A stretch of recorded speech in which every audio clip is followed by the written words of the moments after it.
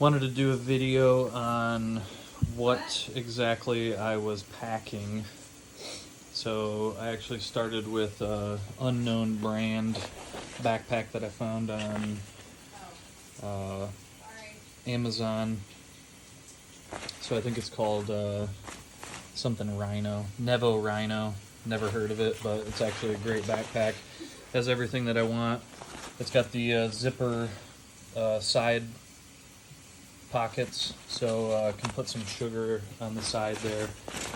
Tent carrier at the bottom. It's got a rain cover that folds up into the bottom.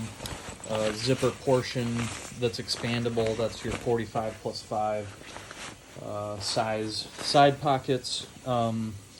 And one on the right side, it's actually small enough that you can get a carrier for a firearm to fit around there. So I've got usually bring just a compact 9mm with me. So we'll start with the bag. One luxury that we bring, and I make sure that I have room for, is a chair. So on our test camping, we decided that sitting on logs and rocks was too old for that nonsense. And for about £1, a little more on the expensive side, but very high ratings, I would recommend it. You can also get some more affordable ones that are actually more lightweight, but the comfort is arguably just a little bit less. So depending on what you want to spend, I would definitely recommend a chair. Went a little bit more on the sleeping bag. Chose a Sea to Summit Spark SP3, I believe. Rated down to like 18 degrees or something. Thing's very expensive, but does the job really well. Like, I did not have a cold night.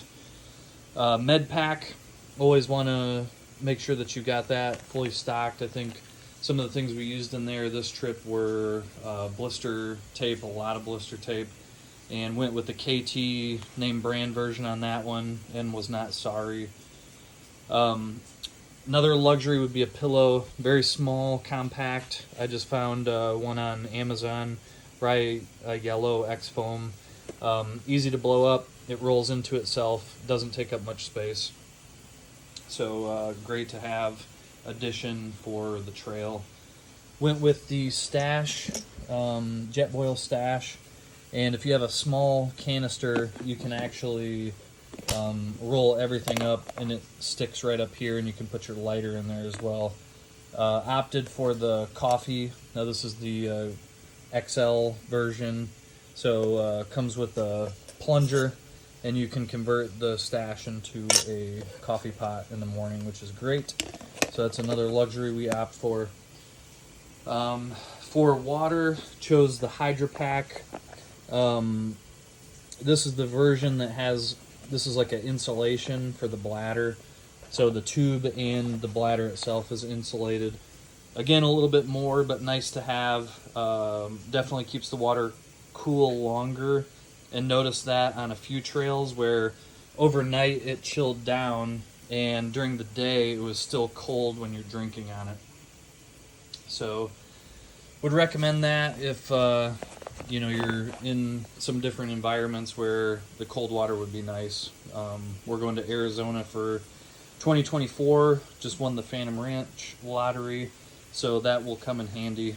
Also as a 3-liter. The tent went with Z-Packs Duplex XL and the stakes in there. Let's see if we can open this up. Are the titanium ones through Z-Packs, and we've already bent a couple of them, so very expensive. 2 have already been broken. You can see one in there completely ravaged, and we weren't tough on them either, so there's probably better stakes out there. I just, for ease, went ahead and bought that. And then I bought a Tyvek sheet, just as a down underneath the tent.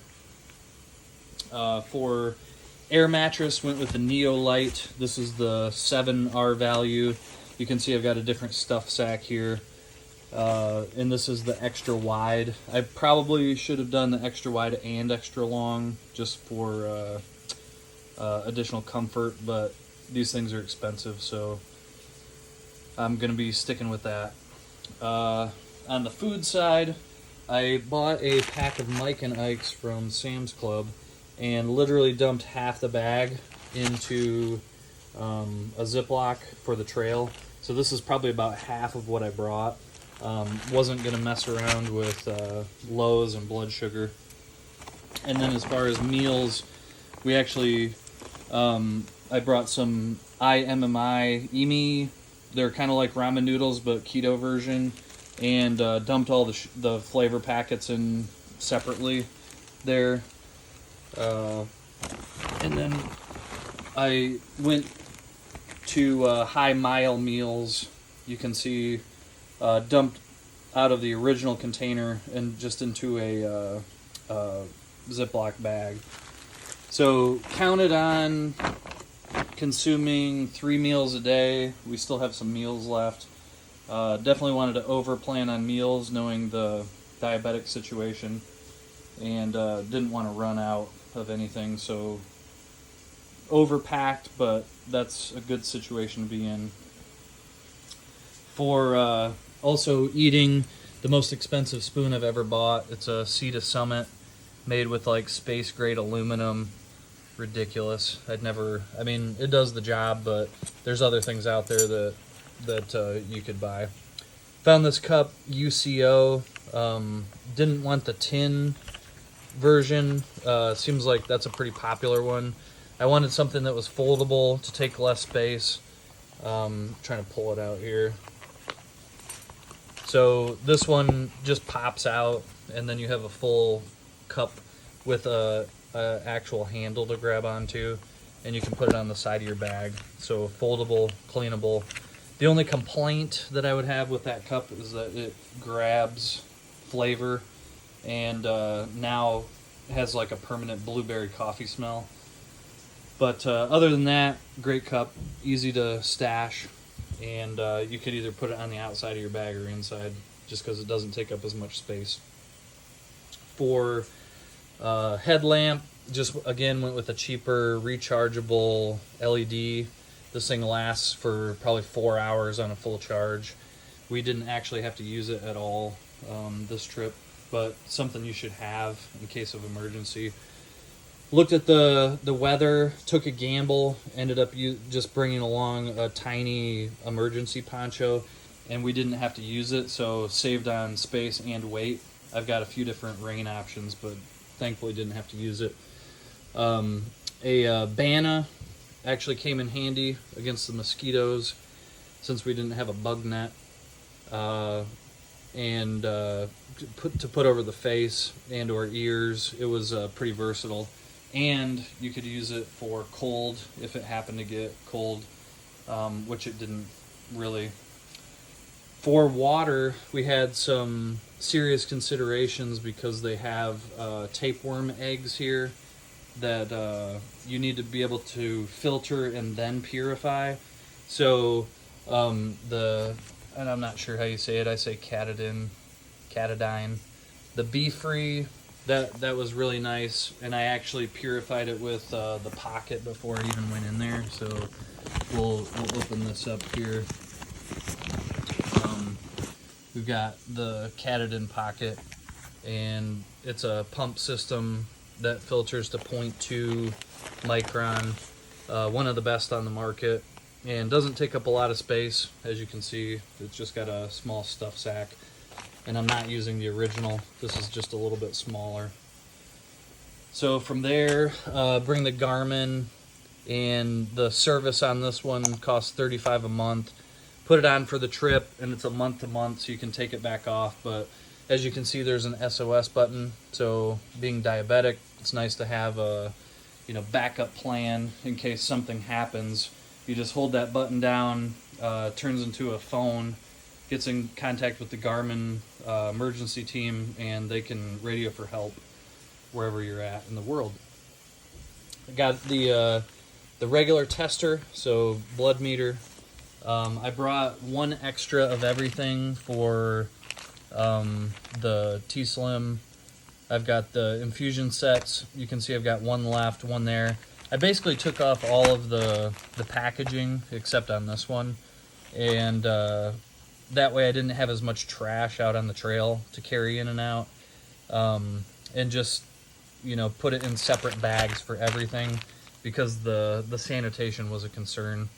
Anytime I changed a site, I washed my hands with soap and then used alcohol pads, and then went about changing. So little carrier here for insulin. Open that guy up so you can see. One vial is what I brought with me, and then as a backup I actually brought some pens that I had for fast acting and long, so if I did have a pump failure out on the trail, I'd have a plan B ready to go, and switch to the needle pen version.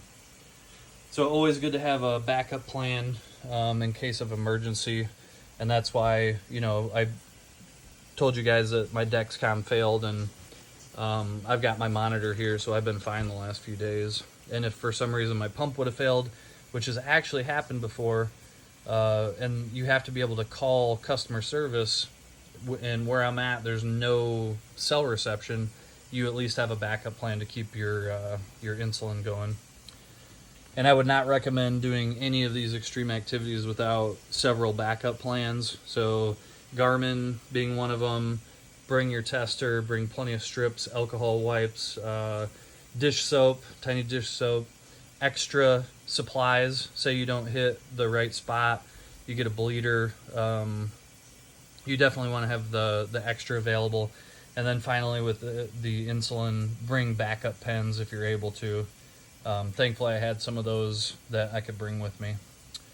I brought a nightlight. I didn't actually have to use this maybe 2 times, but this is nice too because it's got a charger built in, so they're night eyes, just a backup charger. I would recommend a more powerful charger, but you can see I brought battery bank, something that I'm probably going to replace with a, again, more powerful one. Some sunglasses, and then into the clothes discussion, brought a hat with me, which completely, I mean, it was old, but disintegrated, so I ended up buying a new one. And probably packed a little bit too much clothes on this, but the weather at Isle Royale is bipolar, so you kind of have to be ready for anything. So ended up packing a few pairs and some different layers in that stuff sack. And I think that's about it. We shared a few things between the backpacks, but other than that, food probably took up about a quarter of my pack from the beginning, and you slowly eat through it and your pack gets lighter. So just want to give an update on the overview of what to pack if you're going on a 5-day adventure.